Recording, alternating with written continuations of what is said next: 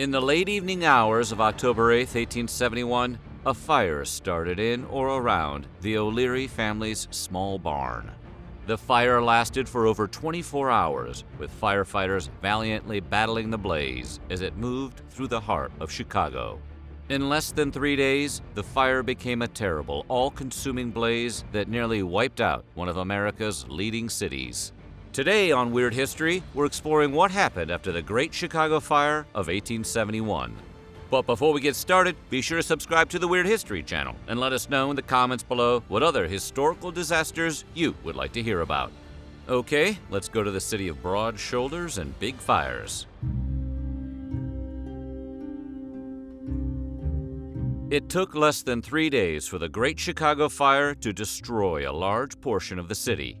The fire burned a 4-mile stretch along the lakefront, leaving the town a charred mess. By the end of it all, more than 17,000 buildings burned to the ground. The fire also wiped out 120 miles of sidewalks and about 2,000 lampposts in the blaze. The total damages? Over $200 million, which at the time made up more than a third of the city's total value. To make matters worse, 100,000 Chicagoans became homeless overnight. The city only recovered 120 bodies after the fire, with total estimates of those that perished at more than 300.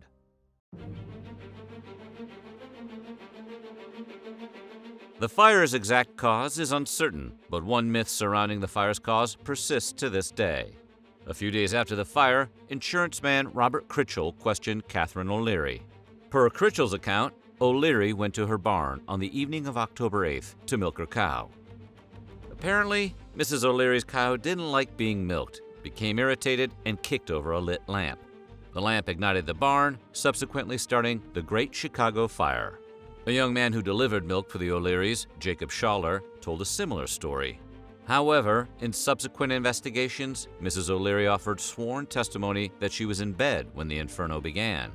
An official inquiry found no proof of her guilt either. According to historian Richard Bales, when O'Leary was questioned by the Board of Police and fire investigators, she stated, "I cannot tell anything of the fire, only that 2 men came by the door.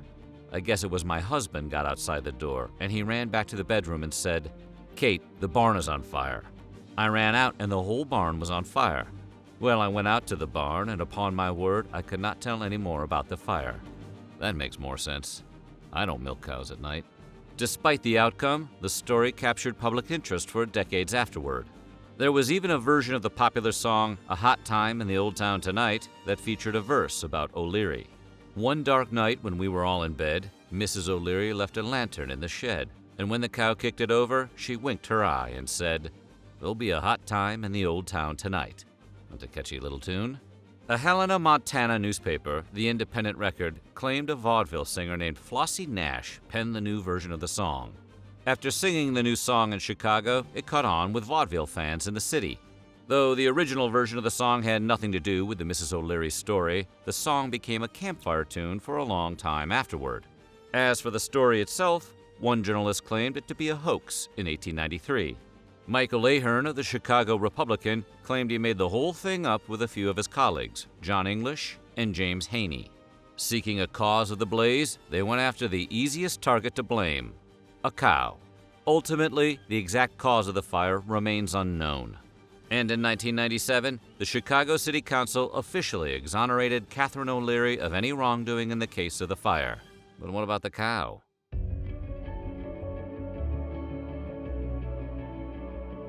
Shortly after the fire ended, there was no shortage of rumors about the cause of the blaze.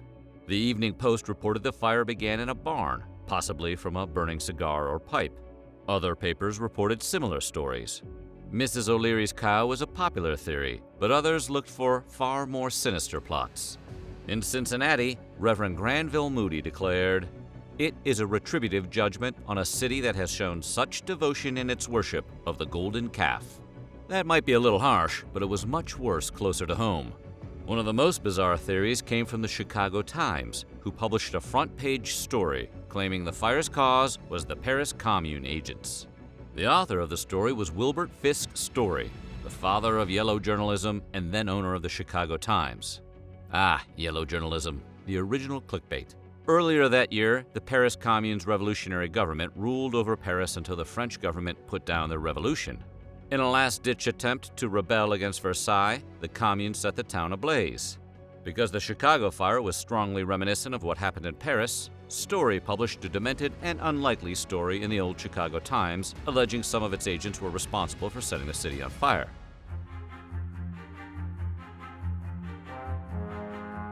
From poets to New Orleans newspapers, people disparaged Chicago. Many people feared Chicago would never recover from the fire. One New Orleans newspaper was particularly confident of the city's fate, writing, "Chicago will be like the Carthage of old. Its glory will be of the past, not of the present, while its hopes, once so bright and cloudless, will be to the end marred and blackened by the smoke of its fiery fate." However, for many Chicago citizens, the fire's aftermath transformed into an opportunity to recover and grow.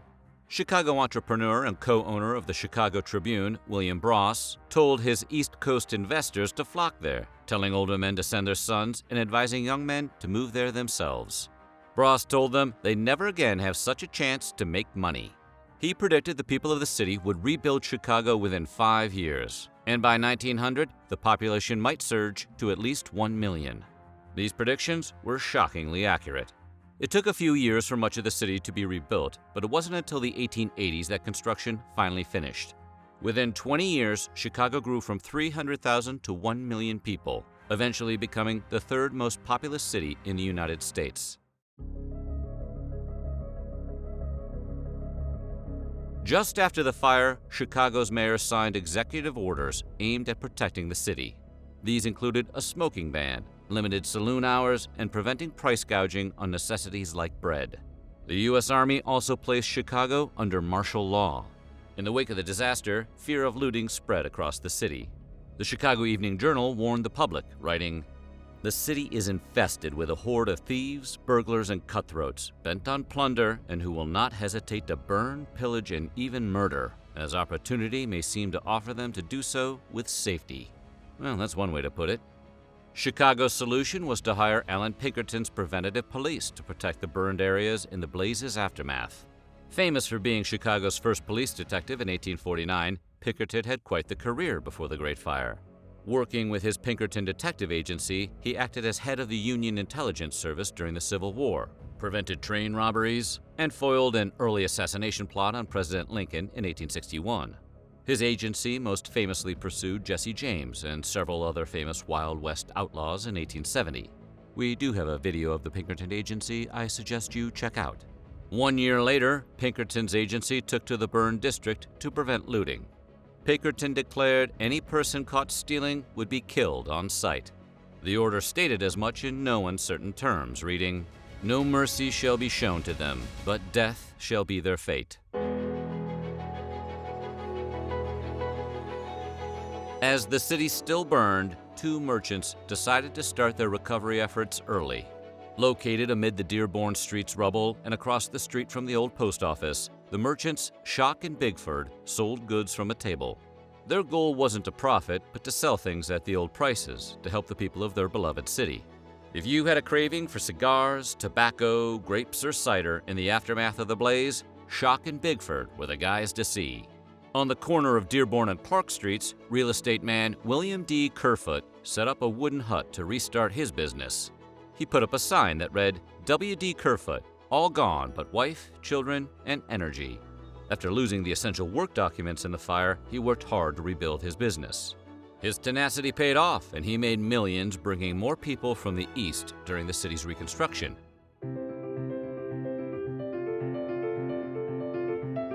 Despite the massive damage the fire caused, Chicagoans truly believed their city would recover. Chicago's mayor resolved to preserve order, relieve suffering, and protect property. The city built 5,000 temporary cottages in a single week. Each one had 2 rooms, bedding, stoves, and coal. 1 week after the fire, Reverend Robert Collier gave a sermon in front of Unity Church's ruins, telling them, "We have not lost, first, our geography. Nature called the lakes, the forests, the prairies together in convention long before we were born. And they decided that on this spot a great city would be built." The following year, Unity Church was rebuilt and once again hosted its Unitarian congregation.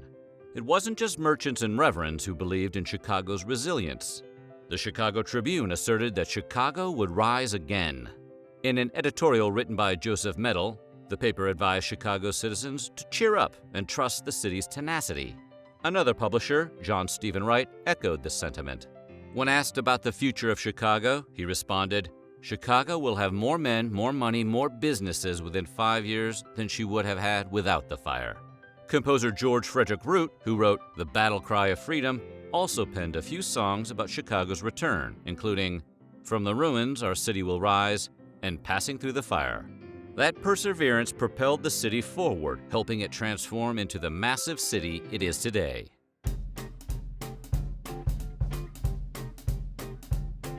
In the wake of any disaster, a relief fund can be a boon to the recovery efforts.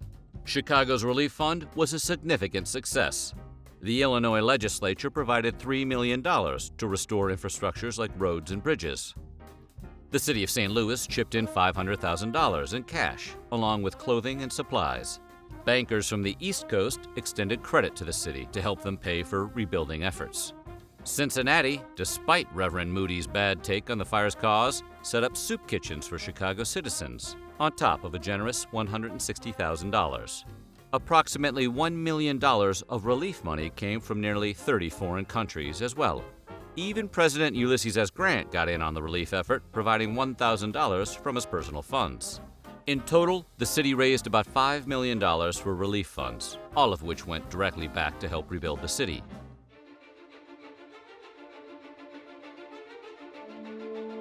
By 1872, the newspapers declared no ruins left except for a single arch on Dearborn Street.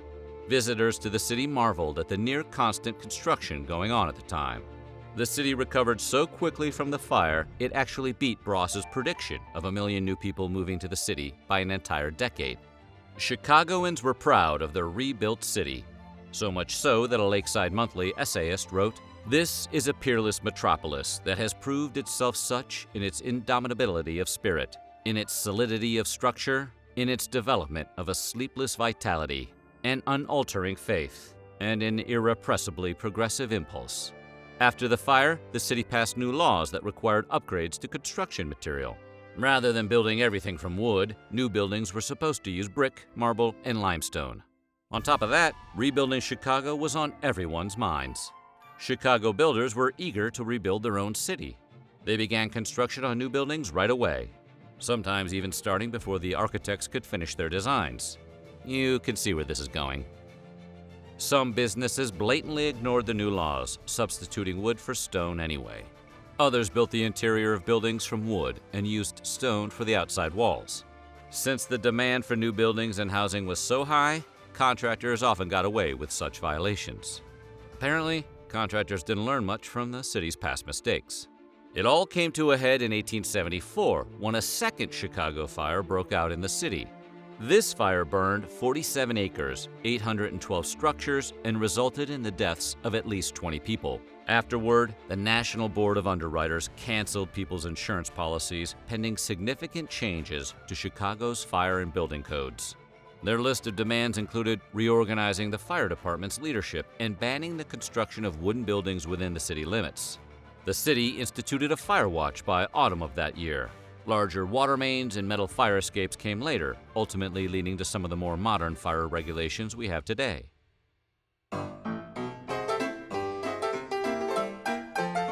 When all was said and done, the Great Chicago Fire may have helped shape the overall look of America's second city. After the fire pushed smaller businesses out of the loop, the downtown commercial district was open for big companies.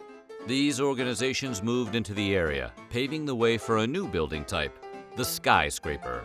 Architects William LeBaron Jenney and Daniel Burnham crafted new, streamlined skyscrapers that eventually rose to prominence. Known as commercial style or Chicago school, these skyscrapers started a trend that never really went away. In the 1870s, Jenney designed the Portland Block and the Leiter Building. Later, he created the first building with a steel frame, the 10-floor-high Home Insurance Building, in 1884. Without the need to rebuild following the fire, the Chicago School may not have flourished and gone on to become the modern skyscraper standard. So what do you think? Did the fire actually help Chicago? Let us know in the comments below. And while you're at it, check out some of these other videos from our weird history.